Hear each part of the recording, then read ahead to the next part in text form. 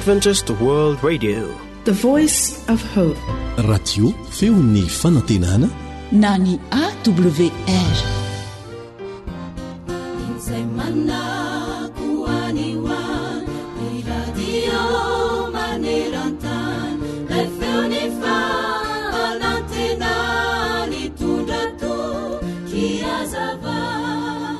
Marina tokoa ary eken'ny rehetra fa na inona ataonao na mety izany na tsy mety dia tsy maintsy hisy olona hita ho tsikeraina amin'izany mandrakariva. Matetika isika no manao ezaka amin'ny fontsika manontolo sy ny fahaizantsika mba hamitana zavatra anankiray, kanefa aorian'izay na dia mieritreritra isika fa tena tsara ny zava-bitantsika ary na dia maro aza ireo mankasitraka izany, ka misy olona iray na roa mitsikera sy tsy mankasitraka izany dia toa lasa kivy isika. Tsarovy anefa fa tsy ho tapitra izany raha mbola eto an-tany ihany ianao, fa ny tsara indrindra dia ny fanaovana ny zavatra rehetra toy no an'Andriamanitra trany, satria nareo olona akaiky indrindra anao aza indraindray dia mety hanakivy anao. Raha toa ka misy zavatra tianao atao ka fantatrao fa mety sy marina izany ary indrindra ankasitrahan'Andriamanitra dia ataovy, ary na iza mitsikera dia aza mieritreritra izany akory, aza tehirizinao am-po izany fa angatao Andriamanitra hanampy anao tsy hitahiry izany ao am-ponao, ary mandrosoa hatrany fa aza vela hanakana sy hampienjeranao ireo sakana izay ataony ny hafa. Eny tokory namako, tsy hivoaka mihitsy ny maha-izy anao raha toa ka mbola hazononao am-po sy saintsainina avokoa izay fitsikerana rehetra ataon'ny olona aminao. Rehefa manao ny tsara ianao nefa misy mitsikera dia natao anao indrindra ny teny izay voalaza ao amin'ny Deuteronomia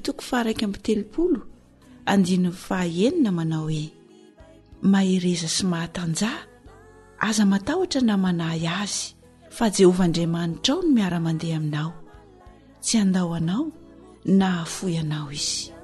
Amen. Miteny ny Baiboly hanisan'andro no fonaina, raisoao am-pofaza malaina faritomotrany andro izany. Sakafo mahasoa, mahasalama, mahavelona, atolotry ny feon'ny fanantenana. Ao anatin'izay feokira famantarana izay no anasana ianao anaraka ny fomba fikarakarana sakafo tsotra nefa mahasalama no many ny onjam-peon'ny feon'ny fanantenana. Na manao fanjaniaina moa no hanolotra izany ho anao eto miaraka amin'ny Sam izay miandraikitra ny lafin'ny teknika dia menofinaritra ary.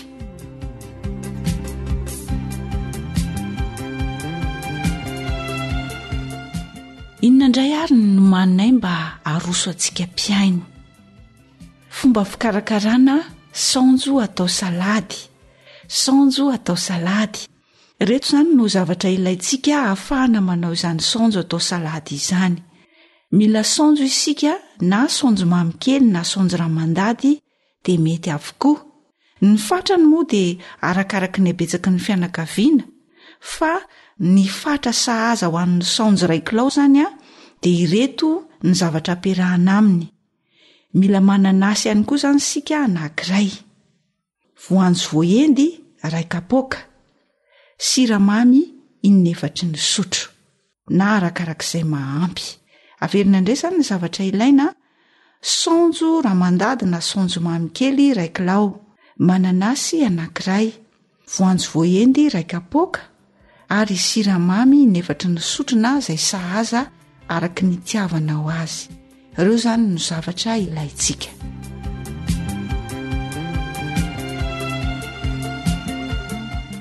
Rehefa avonina ny zavatra rehetra dia andeha isika hiroso amin'ny fomba fikarakarana ity saonjo atao salady ity.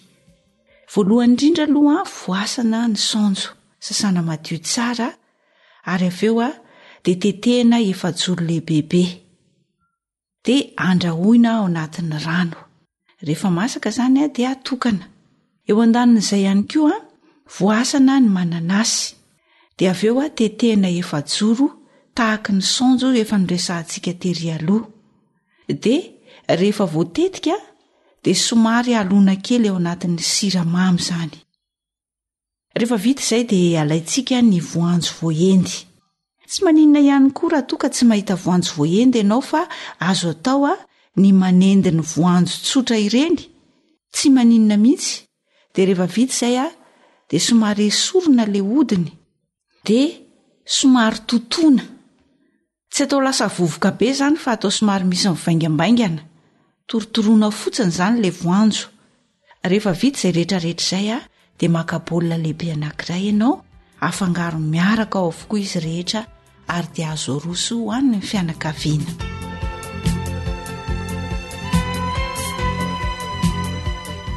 Mamerina indroa manantitrantitra, aleo averintsika kely ny fomba fikarakarana ity saonjo atao salady ity. Sasantsika madio tsara ny saonjo, voasana, dia avy eo tetehina efajoro lehibe.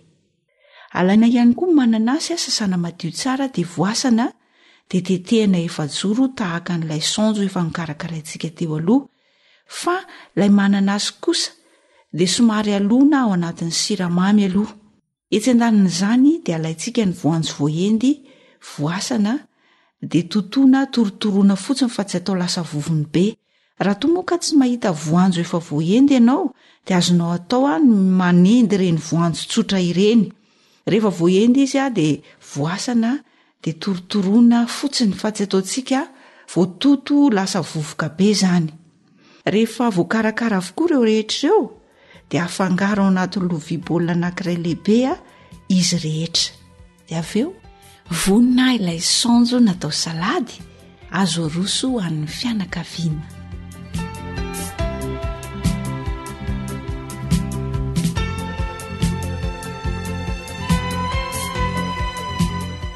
Fomba somary novana kely tsy araka ny mahazatra indray fikarakarana n'iny saonjo iny. Antenaina fa azo tomana isika rehefa hinana izany saonjo natao salady izany. Mazotoa indray ary manao fampiarana hitahantsika rehetra ny layraintsika ny an-danitra.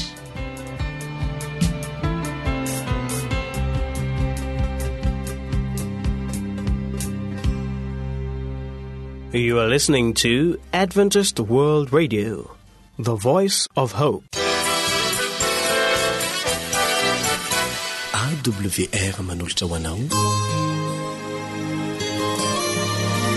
Feon'ny fonantena.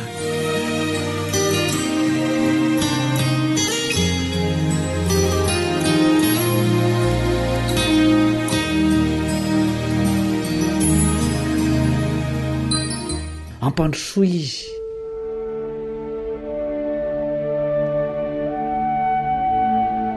Manasanao hiara-mianatra ny tenin'Andriamanitra aminao namanao Kaleba Andretsikivy.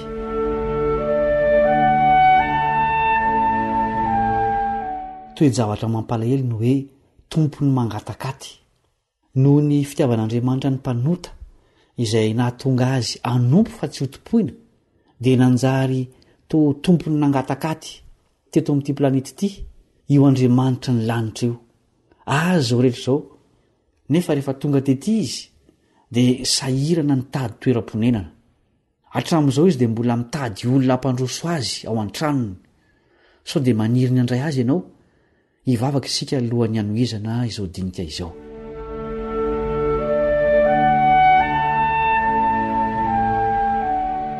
Ranay izay ny an-danitro, misaotra noho ny androm-pahasoavana omenao anay izay mbola azahoanay mandre ny teninao. Sokafo ny fonay andray ny afa-pitiavana avy aminao ary atao votany tsara aniry ny teninao ny fonay. Amin'ny anaran'i Jesosy. Amen.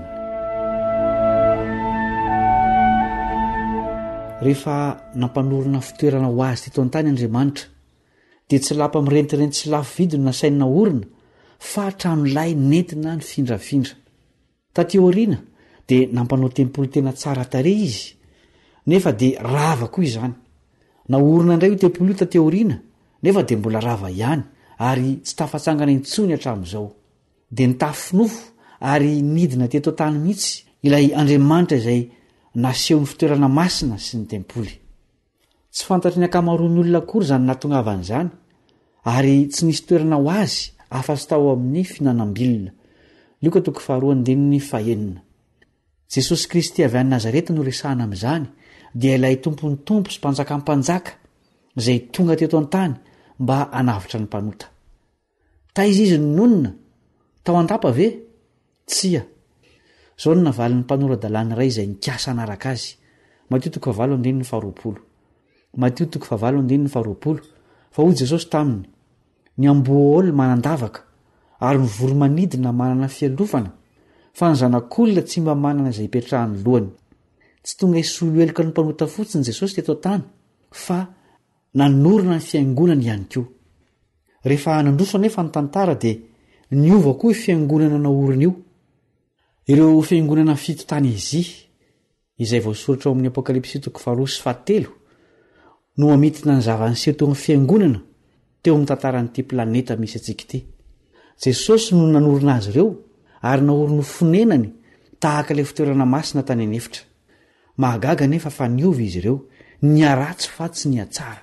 Laodikea ilay fiangonana farany aza, izay fiangonana amin'izao vanim-potoana farany amin'ny tantarany tany izao, dia nahazo fanakianana mafy dia mafy. Tao milaza ny tenin'i Jesosy fa tsy monina ao anatiny izy. Hoy mantsy izy ao amin'ny Apokalipsy 7:20. Apokalipsy 7:20. Indro efa mitsangana eo am-baravarana ka mandondona. Raha misy mihaino ny feoko ka mamono varavarana, dia hiditra ao aminy aho ka iara-misakafo aminy ary izy amiko. Mitsangana ny velany ary mandondona te hiditra ilay nanorina nyity fiangonana ity. Mampieritreritra izany toe-javatra izany. Jesosy no nanorina azy, nefa izy indray tsy tafiditra ao anatiny. Soa ihany fa mbola misy fanantenana ho an'izay ao anatiny satria mbola mandondona te hiditra izy ary tsy manao ankeriny fa miandro voana. Ino indray moa ny tombontsoa lehibe mihoatra ny hoe miditra ao aminao Jesosy ary miara-misakafo aminao? Tsy ho an'ny fiangonana amin'ny ankapobeny fotsiny ity fanasany ity, fa ho an'ny isam-batan'olona mihitsy. Ny kristiana tsirairay dia efa nanokana ny fiainany ho fonenan'Andriamanitra. Hoy ny apôstôly Paoly amin'ny Korintana 2:7. Tsy fantatrareo va fa tempolin'Andriamanitra ianareo ary ny fahanan'Andriamanitra mitoetra ao anatinareo? Nahoana moa Jesosy ny maniry ny onina ao amin'ny olona amin'ny alalan'ny fanahy masina eto an-tany? Ny antony dia te hamonjy antsika izy, hiverina indray mantsy izy anatanteraka izany famonjeny izany ary efa antongotra izany andro izany. Hiverina amin'ny mahampanjaka ny mpanjaka sy ny tompon'ny tompo azy izy amin'ny keritry voninahitra lehibe. Mateo 7:20. Tsy hitady trano hitoerana tahaka ny tany voalohany izy, tsy hanorina trano ilay afindrafindra na tempoly mahatalanjo na tahaka ny nataon'i Solomona, tsia. Tsy trano no ahoriny fa fanjakana maneran'izao tontolo izao. Jesosy no ilay vato sy ny andahan-tanana izay ho avy amen'ny tany manontolo araka ny nampilazaina mialohan'i Daniela mpaminany. Daniela 2:4-7. Daniela 2:4-7.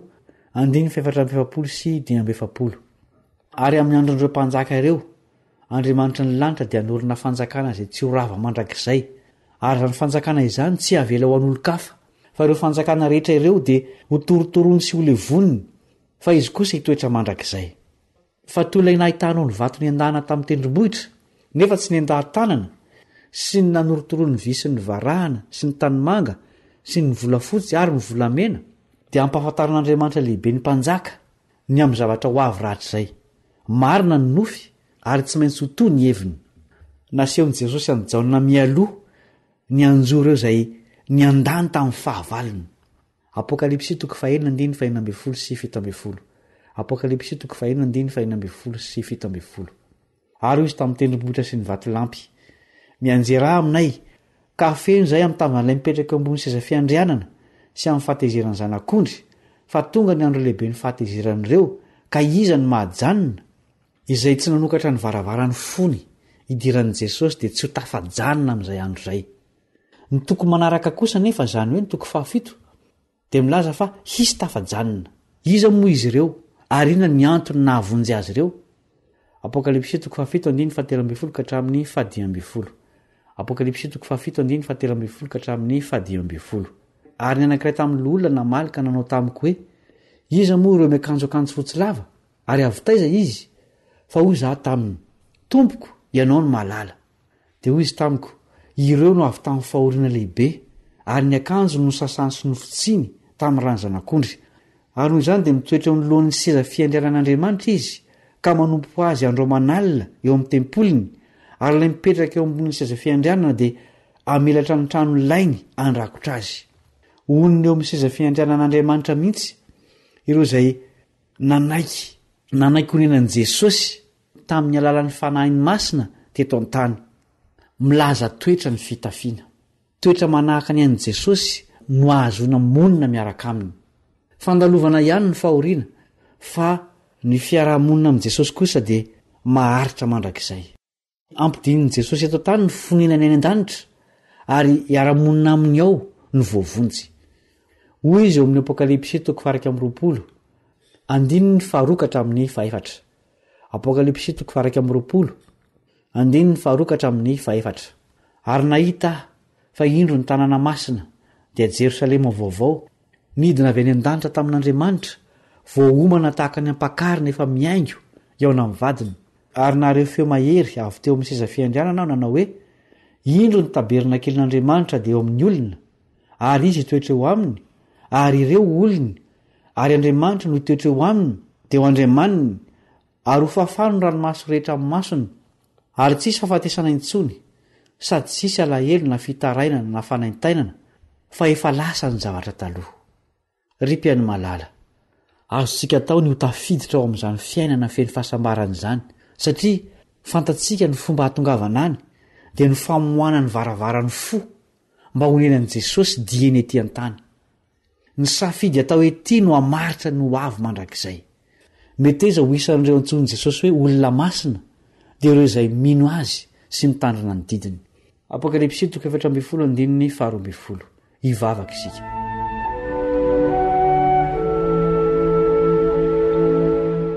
Rainay masina ny an-danitra, misaotranao izay satria tsy mbola mitsahatra mandondony ambaravarany fonay ianao, ka maniry hiditra ary onina ao anatinay. Ampio izay androaka izay rehetra mibahanao aminay, ary mba hanokatra ny varavarana mba hidiranao. Aza velangataka-andro intsony izahay, satria fantatray fa efa nitongotra ny fotoana hiverenan'i Jesosy zanakao eny amin'ny raony lanitra. Amin'ny anarany no angatahanay izany vavaka izany. Amen.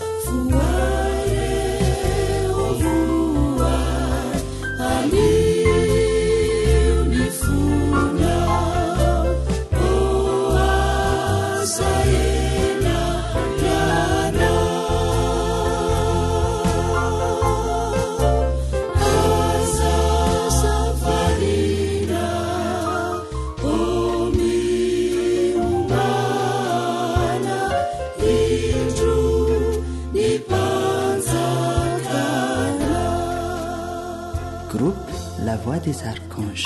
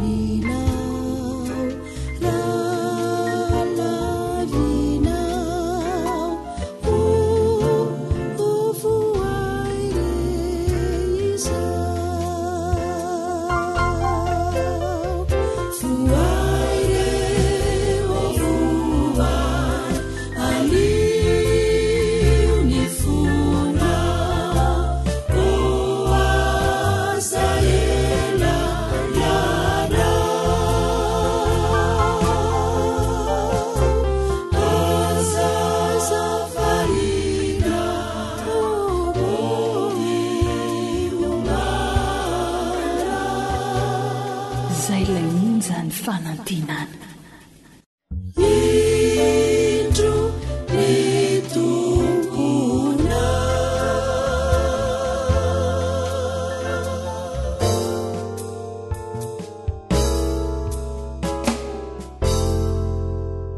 Akoatra ny fiainoana amin'ny alalan'ni podcast dia azonao atao ny miaino ny fandaran'ny awr sampana teny malagasy amin'ny alalan'ni facebook isanandro amin'ity pejy ity awr feon'ny fanantenana.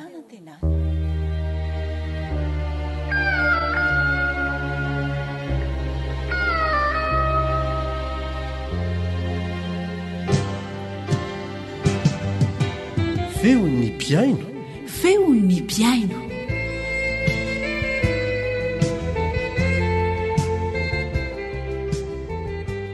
fifaliana trany ny miaraka amintsika piaino amin'ny alalan'ity fandarana feo ny piaino ity. Miaraka aminao ny namanao Elian Andriametanso. Miaraba tompoko ary manasanao mba hanovo ny tombontsoa avy amin'izany fandarana izany. Hanaraka hira aloha sika, hira anankiray izay inonay fa ankafizinao tokoa.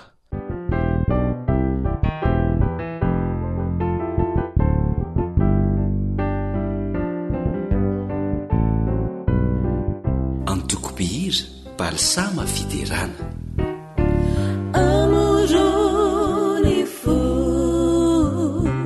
fumadziwa andramanitro avoziurina marina ni finuku amoroni fianaurerire fantatro afakanadziuny ao anatsiko amoroni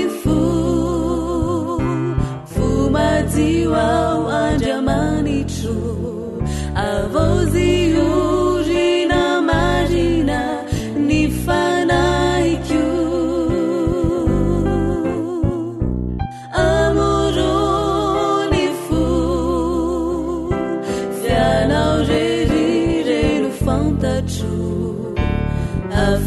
afakanavao ny ao anatsika tiovy ao afapahota sasao angatsakatsaka meloka minilala fa sasao miranao latsaka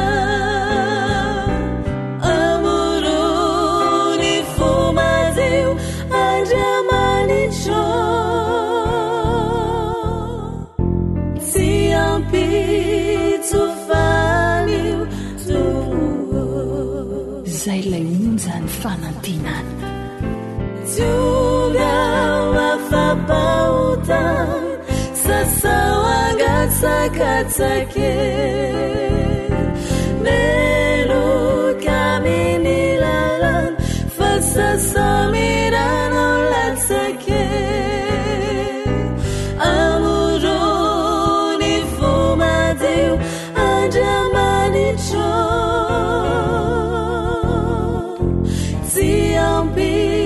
ampitsofaniu tompo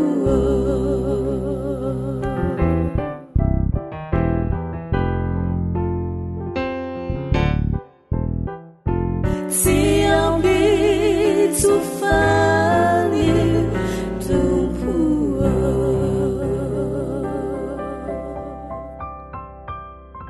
atolotra ny piaino rehetra maneran-tany zay iry zay ireo piaino zay mpanaraka an'ity fandaran'ity amin'ny fomba samihafa.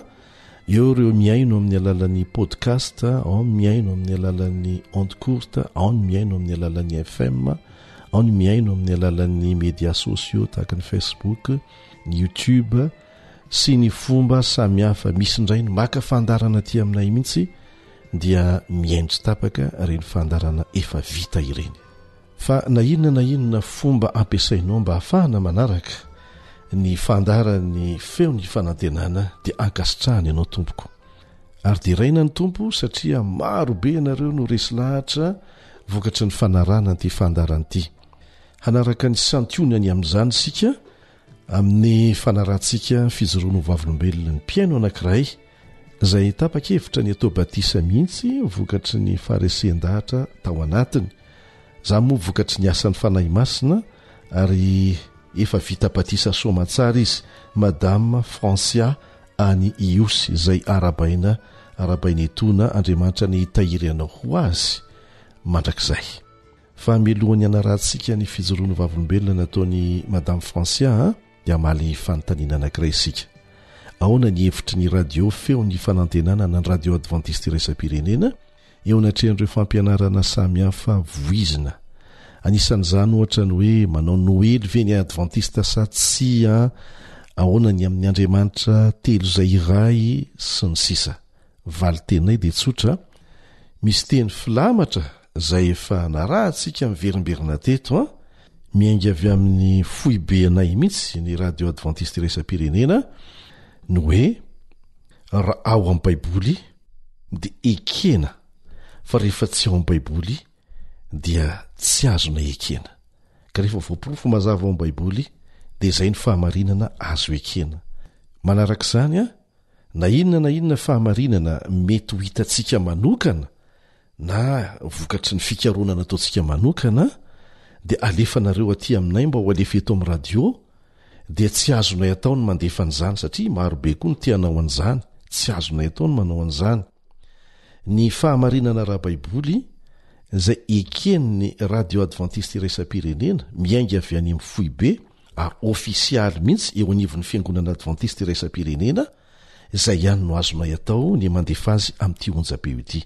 Fa ny ankoatran'izay dia tena tsy azonay atao mihitsy. Ireo zany ny valiteny azonay omena aloha amin'ity anio ity mahakasika an'izay fanontaniana izay. Andehantsika anaraka ny fijoroano vavolombelona ataon'ny Madame Francia any Iosy any. Madame Francia petraka eno isoana tao mialany hosy ny tiako lazaina manko dia fijoroano vavolombelona satria ao manko mbola fotoana kely moa zany ny fidirako tato amin'ny fiangonana adventiste, mbola tany amin'ny fiangonana hafa na dia ndray aman-dreniko na ny andrazam-benay ngamba ny azoko lazaina dia tena fiangonana hafa mihitsy, fa nisy fotoana nisy namako nitarika na liditra ato amin'ny fiangonana adventiste dia tena faly zany satria nanova be zavatra be tamin'ny fianako zany ny fidirako tato.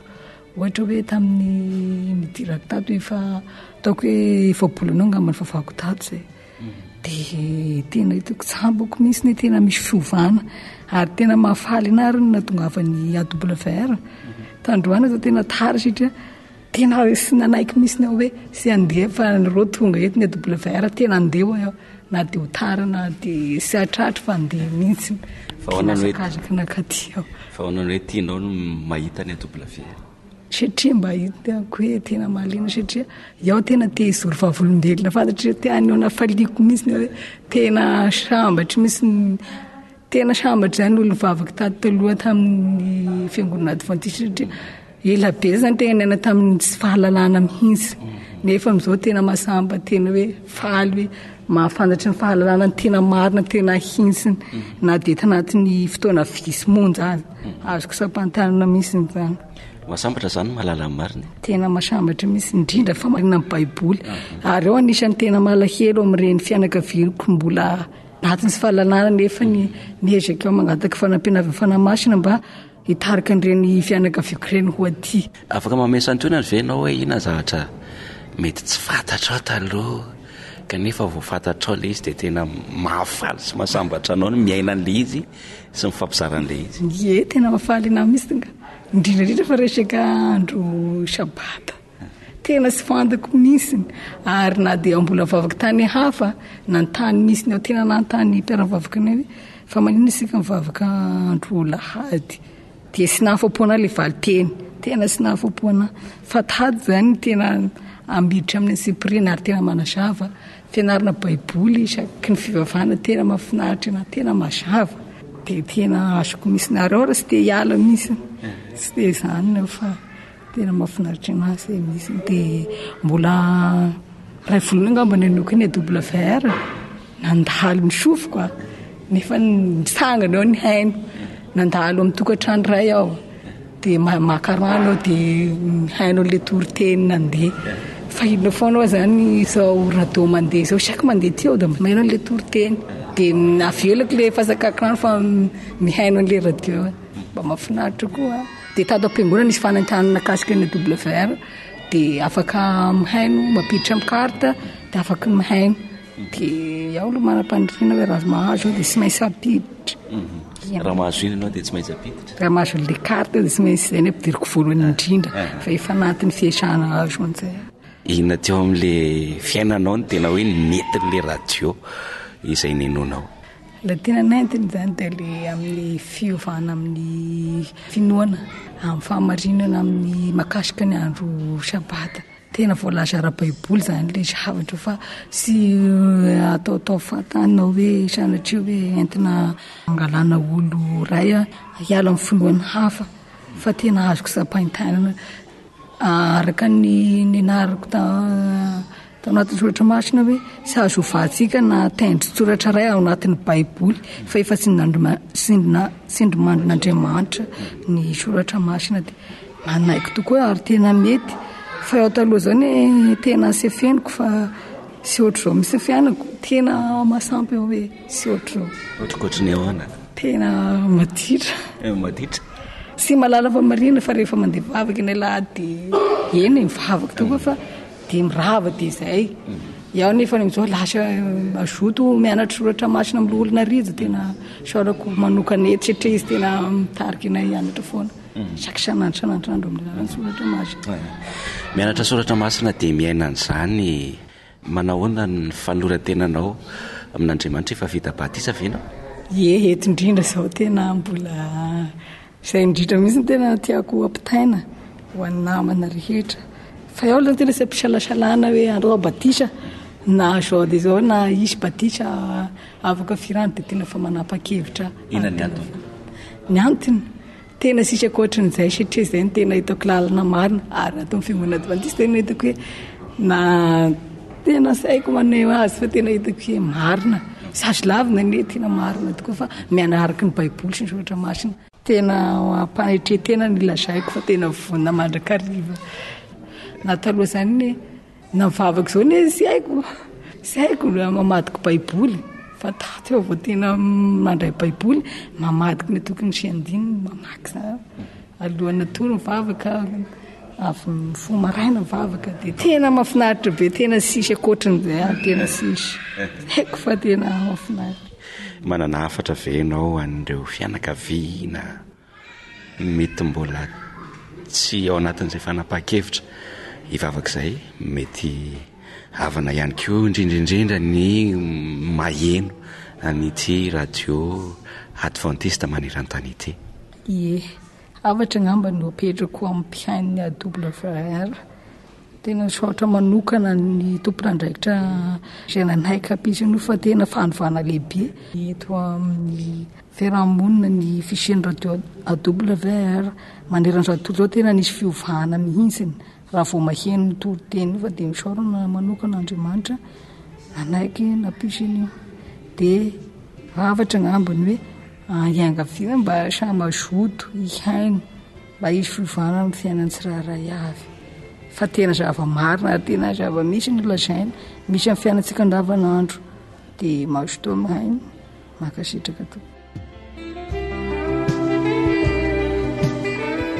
isaoran'Andriamanitra efa vita batisa somatsara izy araka ny efa nlazainay teo dia arabaina ianao raha mato Francia dia arabainay manokana koa ireo rehetra izay efa niovafo vokatry ny faresen-dahatra tao anatiny avy amin'ny fianona anyity fandarana ity anisan'izany tovavy kely anankiray vao 7 taona monja tsy lazainy eto ny anarany fa eto Madagasikara mangataka vavaka manokana fa tena mandalo fanenjehana mafy vokatry ny fijoroana amin'ny fahamarinana izay maresy lahatra azy takan'izany koa ny tovolahy anankiray vao 12 taona monja tena ndroandray aman-dreny mihitsy ary voatery mipetraka any ankafa mifandray tsy tapaka aminay izy vokatry ny faharesehan-dahatra azony avy amin'ny fahalalana ny fahamarinana. Tsy azo atao na inona mihitsy izy menadareo fa resy lahatra ny fahamarinana dia te hanaraka ny fahamarinana, te atao batisa satria teo any an-danitra. Mila vavaka izy ireny. Santioniany ihany izay fa maro izy ireny dia ny vavaka avy amintsika moa zany mahery indrindra anomezan'Andriamanitra ery azy ireo anomezan'Andriamanitra izay ilainy ihany koa esorana sady izay feraha-miasa mibavaka izay.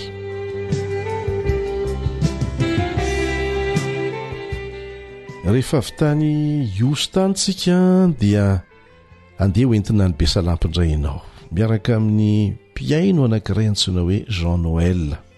Izy dia manana fijoroana ho vavolombelona tena ilayntsika mahakasika ny sabata. Mino fa efa mahalianantsika mianaraka an'izany ka dia manasanao hankafy. Zaho moa zany dia joro vavolombelona mikasika ny fahamasinana sabata. Ny anarako dia Rakotoarimanina Jean Noël izay mipetraka dia Besalampy. Ny asako moa zany dia mpivarotra confection ireny ny asanay. Ny maka entana ny Antananarivo. Ka ny joroko vavolombelona zany dia indray andro izay sady hanao vakansa no andeha haka entana ny Antananarivo. Indray andro dia nisy sambo anankiray izay antsoina hoe Belo. Io sambo Belo io dia sambo mandeha tsara ara-dalàna ary anisan'ny aingam-pandeha izy io. Ka nisy programa izy io ny hiverina ho an'ny Majunga dia ny sabotsy no fotoana izay angany eto Besalampy. Ary dia anisan'ny nanapa-kevitra ny andeha amin'izany sambo izany moa zahay mianakavy. Ary sabata folakandro no andehanany. Izany hoe ny sabata maraina moa zany zahay dia mbola afaka nanao ny fanompom-pivavahana tany amin'ny fiangonana foana. Kanefa na dia nanao izany fanompom-pivavahana izany ary ilay hoe tsy nitombona intsony ilay fahamasinana sabata satria dia nieritreritra mandrakariva ilay ity izay ho atao. Ary eo indrindra zany ny joroko vavolombelona ny amintsika hoe ny sabata dia masina izy io ary tokony hajaina mandrakariva. Dia tonga ny fotoana izay aingana zany ny sabata hariva. Tsy andro zany izay ravana taty am-piangonana fa dia namonjy ilay sambo izay andeha ny sabata hariva. Ary dia tonga ny fotoana dia natao ny fiantsonanarana rehetrarehetra ary tafiditra soamatsara ao amin'ilay sambo izahay. Ary averinako indray fa io sambo io dia izao hoe nandeha tsara ara-dalàna ary aingam-pandeha.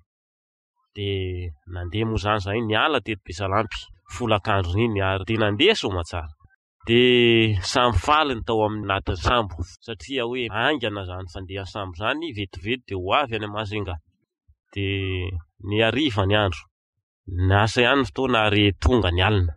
Rehefa tonga ny alina dia samy niresadresaka alohan'ny atoro, niresadresaka teo.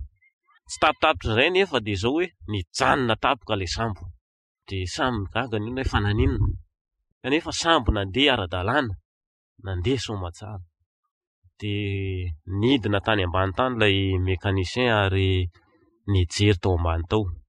Ary rehefa nanao ny fizahana tao izy dia niakatra teo amin'ny mbonin'ny sambo ary niteny tamin'iny hoe tsisy hevitra satria tapaka.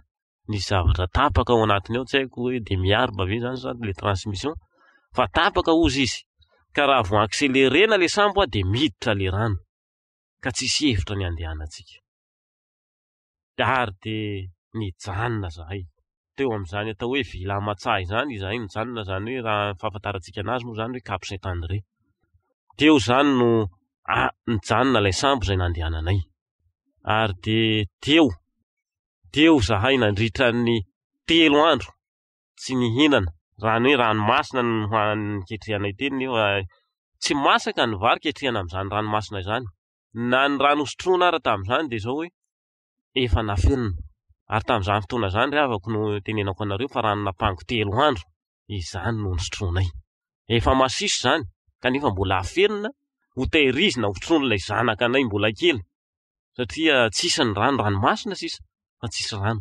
Ny vorona eny misy, ny akoho nisy teny no entinay fa raha vao avy mihinana iny dia mitady rano. Sy reto amin'izany ny fahasairanana. Ary dia nijaly izahay nandritra izany 3 andro zany. Kanefa Andriamanitra zany dia izao hoe izany no ampieriseretan'Andriamanitra atsika. Andriamanitra de tsy tonga de mana fahitanteraka fa manome mandrakariva ny sazy angamba. Zay angamba ny hoe taridalana mandrakariva satria atao anatin'izany sambo zany na de teo ary zany anina zany de zao feno foana ny fitarihan'Andriamanitra satria tao anatin'izany de zao hoe nisy ny atao hoe operaterana belona ary nisy ny tao ny atao hoe matelô na mpiasan'ny botry. Ireo zany no niara-ny asa satria ilay matelô mpiasan'ny botry zany rehefa nijanona ilay sambonay de tsy hafa nietsika zany fa hoentin'ilay rivotra izahay no entin'ilay onjana any miala ny tanety ary lasa ny ampovoan'ny ranomasina tanteraka any.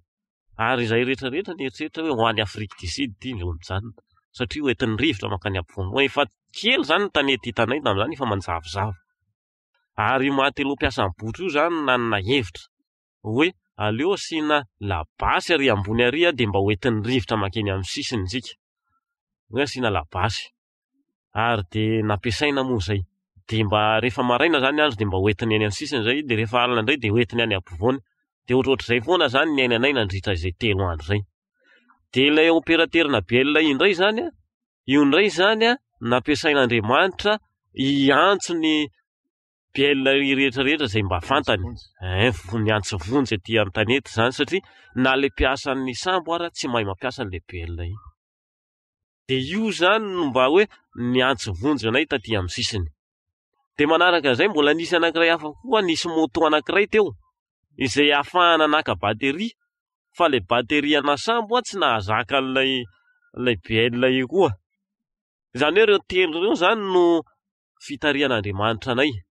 Ary isaorana an'Andriamanitra izany satria raha tsisy ireo zavatra telo ireo zany de zao hoe tany ihany zay ary tsy haintsony izay nahifaranay. Ilay bateria, ilay operaterany belona ary ilay matelô zany, ireo zany nataon'Andriamanitra ho fitaovana hamonjena anay.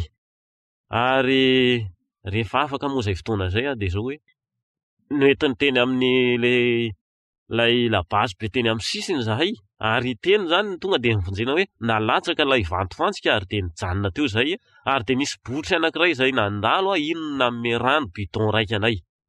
Ary de ny bidon raika iny zany no nizarana tao anatin'ny sambo ary de samy nanana ataoko hoe ray vera angamba atsasaky ny vera zay zany samy niazon'ny olona anankiray. Izany zany no manamarika ilay fandehanana amin'ny sabata. Fa de isaorana an'Andriamanitra fa de tonga somatsara moa sauvetage tamin'izay fotoana zay ny mpamonjy ny sambo zay namonjy anay. Ary ny zavatra nisy de zao hoe tsy norarahin'ny olona zay vivra rehetrarehetra noentin'izany sambo izany tao anatin'ilay sauvetage fa lay rano ihany no nivonjen'ny olona satria efa refina rano izay. Tsy nisy rano azony sotroina intsony ny afa-tsy ranomasina kanefa tsy mahasotro ranomasina zany no na de ray sotro kely ary. Ka de izay zany no mba fijoroana vavolombelona hoentiko aminareo eto hoe ny fahamasinana ilay sabata. Ninninona zany zavatra misy mahamaika anao de zao hoe ajao mandrakariva ny sabata. Famantarana ho amintsika sy Andriamanitra izy io. Manahoana ny fitandremantsika ny sabata? Moa ve tena ao anatin'izany fitandremana ny sabata izany isika? Teo aho zany de nandray lesona tamin'izay fotoana zay ary ny asanay moa zany de maketana ny Antananarivo ary de nametraka tamin'Andriamanitra mandrakariva hoe raha mbola hiala eto Besalampy ka sabata ny andro de za tsy miala eto na de sabata raha ny fotoana andehanan'ny fitaterana eto. Zaho tsy miala eto. Raha mbola sabata ho any engako eto Besalampy zaho tsy miala eto. Fa apetrako amin'Andriamanitra mandrakariva ary nametraka an'Andriamanitra mandrakariva ny dia zay hoe miala eto ary niverenako mba tsy hisy sabata ny fiverenana. De nilamina zany ary matetika zany tonga ao Majunga rehefa miverina hatrany Antananarivo de misy sabata foana le sambo. Kanefa de manome vahaolana mandrakariva zany Andriamanitra hoe manome tôbila, manome moto ahafahana mandeha partera ny lahady maraina. Izay zany lay fijoroana vavolombelona rehefa tena mijoro zany ianao mametraka ny fiainana amin'Andriamanitra hoe mba te hanaja an'ilay sabata amin'ny fahafenoana ianao de manome vahaolana foana Andriamanitra eo amin'ny fiainantsika ka mampirisika antsika zany. Fa io sabata io zany maro ny fijoroana tokony ataoko eto amin'ny momba mikasika ny sabata fa zay ray izay zany no teneniko atsika. Na de tamin'izaho mbola tsy nanambady ary de efa manana izany fijoroana zany ho amin'ny sabata.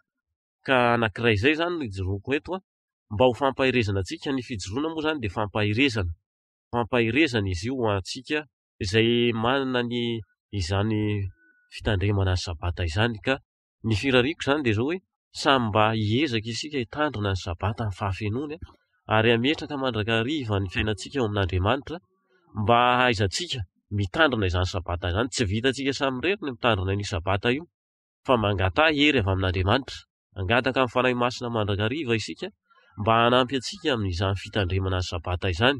Fa na dia eo raha izany dia zao tsy maintsy misy foana ny sakana alefa ny devoly atsika tsy miady amin'ny nofamandrafa amin'ny rivotra.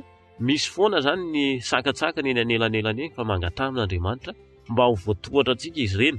Ka mba ny firariako dia mba ho tafita amintsika izany fijoroana izany ary ampahery antsika eo amin'ity dia izay ho ataontsika any an-danitra ity ka mba samy hitsenan'i Jesosy Kristy eny amin'ny raolanitra ny isika tsirairay avy. Amen. Mazava zay antso zay zay fijoroano vavolombelona zay izay dia mino fa manana fijoroano vavolombelona tahaka an'izany ianao naizanaiza misy ianao amin'izao fotoana izao tena maro be. Eto zay dia miraba manokana ny lehiben'ny dahalo mifaritra zay tsy resahana eto miova fo vokatry ny fanarana n'ity fandarana ity. Ny reniny ihany koa zay mpimasy mpamehody azy dia niova fo vokatry ny fanarana n'izany fandarana izany. Any faritra hafa koa izay mbola tsy resahana eto satria manahirana aloha no ny lafiny manokana dia misy lehibena dahalo niova fo ihany koa dia niova fo niaraka tamin'ny ny ray aman-dreniny izay tena mpiaraka aminy ao anatin'izany asa ratsy izany taloha. Izany rehetrarehetra izany dia milaza amintsika fa mahery Andriamanitra. Tsy ity fandarana ity mihitsy no ampy hanova fon'olona fa toriana ao anatin'izao fandarana izao ny tenin'Andriamanitra. Ary io tenin'Andriamanitra io dia tsy miverina foana ny amin'Andriamanitra izay nandefa izany raha tsy navita ny asany. Dia tanteraka arabaky teny izany fa rehefa toriana izany afatra izany atao amin'ny fo, atao amin'ny fitiavana, atao amin'ny bavaka, misy olona izay tohin'Andriamanitra ny fony. Ary ny mahagaga anay dia ity reny olona izay everitsika fa tena everina hoe dahalo olona farany ratsy ireny rehefa malala ny fahamarinana dia tena manaraka an'Andriamanitra avy hatrany amin'ny fony rehetra, mihoatra lavitra noho ny kristianina efa ela dia ela na kristianina azy ny fanoloran-tenany izy ireny. Ary akaiky an'Andriamanitra, akaiky ny fon'Andriamanitra renareo izay nihevitra fa lavitra azy taloha, tena niaina tao anatin'ny faharatsiana kanefa resy lahatra ny fahamarinana, resy lahatra ny fitiavan'i Jesosy dia nanapa-kevitra anaradia azy. Tsy diso lalana ianareo, izay dia tsy manadino anareo amin'ny bavaka naizanaiza misy anareo amin'izao fotoana izao. Mino aho fa mandre anay ianareo, mifandray hatrantsika ary ombanareo any Jehova. Isika rehetra izay efa vita batisa vokatry ny fanarahana n'ity fandarana ity, mivavaka ho anareo izay mbola eo andalam-panapa-kevitra koa zahay, manentana anareo zay mba hivavaka amin'Andriamanitra ary hivavaka amin'ny mivantana. Akaiky ny fotoana izay avian'i Jesosy indray eny amin'ny raolanitra. Ny fiangonana dia fitaovana ihany hanamorana ny fahafahanao mifandray manokana amin'ilay Andriamanitra namorona sy namonjy anao. Fa ny mpitondra fivavahana, ny mambra rehetra na aloha na mopera na pastera nizaniza dia olombelona takantsika mbola andalo fitsarana daholo ihany. Fa fitaovana daholo ny radio koa tahaka an'izany mba ahafantaranao ilay Andriamanitra namorona sy namonjy anao ary indrindra mba ahafahanao manapa-kevitra hanaradia azy, mivantana, hifandray amin'ny mivantana, anao fanandramana velona miaraka amin'ny mivantana.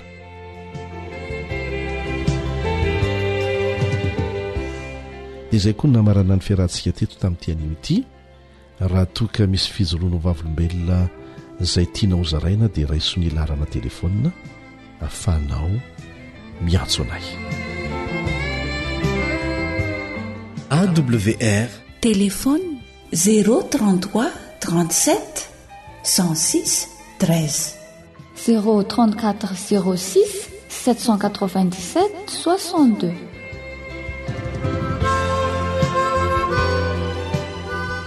Manao mandra-piona vetivety indray ny namanao Elian Andriametansoa.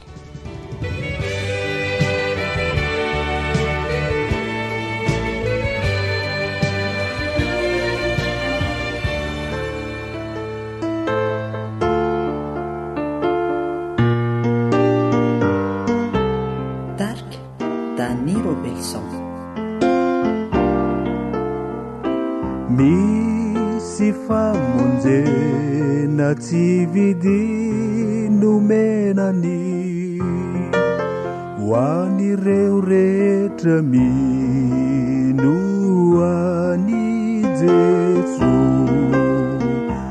Raha misy mety ho sasany de adio mpamonjy ty mamindra fo Jesu. Tsy aky ho lazana ny afaliana anatiko ao satria manaiky amonjy aky o Jesu. Ary hoaiko ny lanitra ao ambony ao zay lova soa avy aminy Jesu. Radio Adventiste Maneran-tany, ny feon'ny famitenana.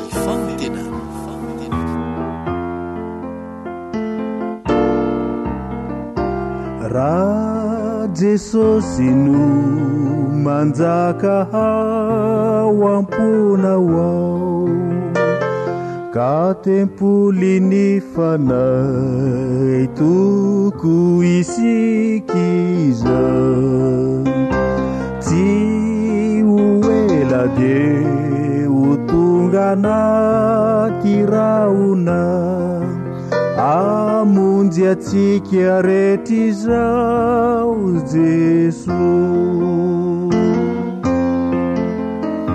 Tsy aiky ho lazany any afaliana anatiko ao satria manaiky amonjy aiky o Jesu. Ary hoaiky o ny lanitra ao ambony ao zay lova soa avy aminy Jesu.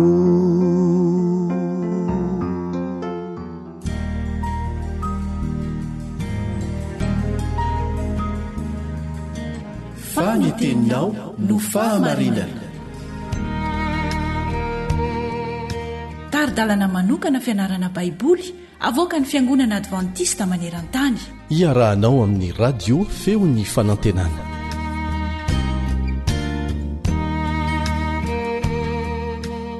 Ny tenako tsy niafina taminao, izany no lohaten'ny fianarantsika anio ao anatin'ilay lohevitra manao hoe mihaino Jehovah ka mamonjy. Miaraba sady manasanao ahatratra amin'ny farany ny mpiara-mianatra aminao Kaleba Andretsikivy.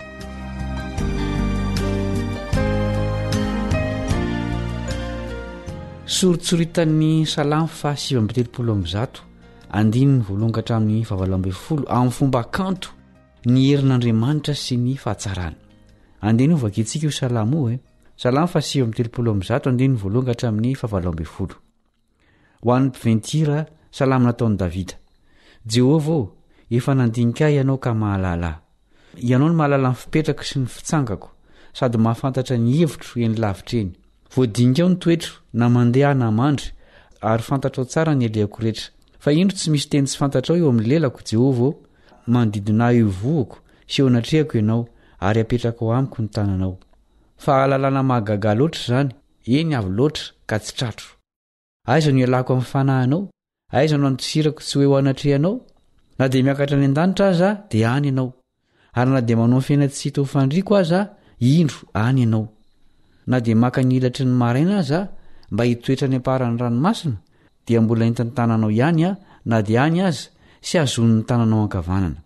Ary na dia hoy izaho aza, aoka ny maizina narona ary aoka ny mazava manodidina ho tonga alina, tsia fa ny maizina aza tsy mahamaizina anao fa ny alina dia mahazava toy ny andro ihany ka sahala ny mazava sy ny maizina fa ianao ny nahary ny voako namolavola atao kibondreniko ianao idiranao afa mahatahotra sy mahatalanjona ny nanaovana mahagaga ny asanao ary fantatry ny fanahiko marimariny zany ny tenako tsy niafina taminao fonina taotao amin'ny afina ka ny forononao isendrika tany ambanin'ny tany ny masonao efa nahitana dia fony tsy mbola ary fady aza voasoratra teo amin'ny bokinao avokoa ny andro voatendry fony tsy mbola nisy na dia iray akory aza endre zava-tsoa amiko indrindra ny hevitrao Andriamanitro akory ny amaroany nisany raha nisy azy dia maharo isa lavitra noho ny fasika izy raha mifoa dia mbola aminao ihany efa naniry anampy olona ve ianao kanefa tsy nanana ny fomba hoenty manantanteraka an'izany dia toy izany koa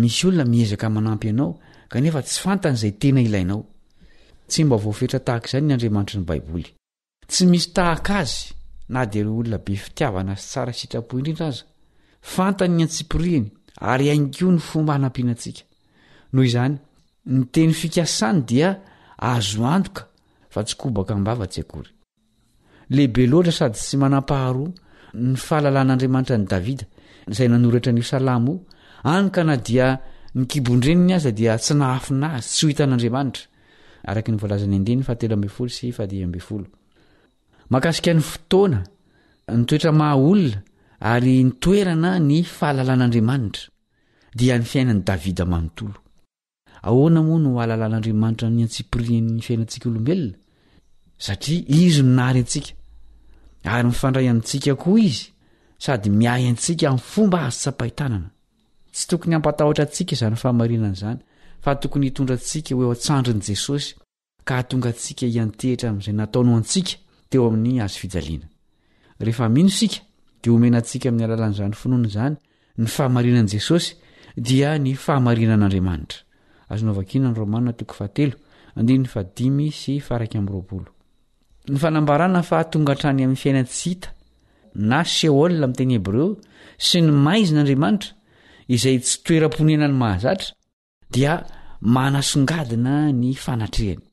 Aseho koa izany amin'ny filazana hoe maka ny ilatry ny maraina mba ho any amparan'ny ranomasina 7. Zao ny tian'ireo sary notr'ireo ambara. Tsy misy toerana tsy tratran'Andriamanitra na aiza eto amin'izao tontolo rehetra izao. Na dia tsy nisy an'izao tontolo izao araka ny finoan'ny olona azy Andriamanitra dia akaiky azy tokoa satria tsy vitany nahary azy izy fa miazona azy koa. Hebreo 2:7. Noho ny fahafantarany momba antsika manontolo dia afaka manampy sy manasitrana antsika Andriamanitra. Mahavelom-piderahana sy mampitombo ny fitokian'i Davida ny fahatsapana mazava ny fahalehibiazan'Andriamanitra. Tsy tokony hahafaly ve izany hoe fantatr'Andriamanitra avokoa ny tsy ambarahatelo sy ny zava-miafina eo amin'ny fiainanao? Raha olona mila vonjy ianao dia ho vaovao mafaly aminao izany satria manana mpamonjy amin'ny zavatra rehetra ianao. Azo atao koa ny mamboraka ny zavatra rehetra mahakasika ny fiainana eo aminy ary ankasitrany ny olona manao izany. Hatreo indray ny fiarantsika hianatra androany. Manasanao mbola naraka ny toy ny mpiara-mianatra aminao Kaleba Ndretsikivy.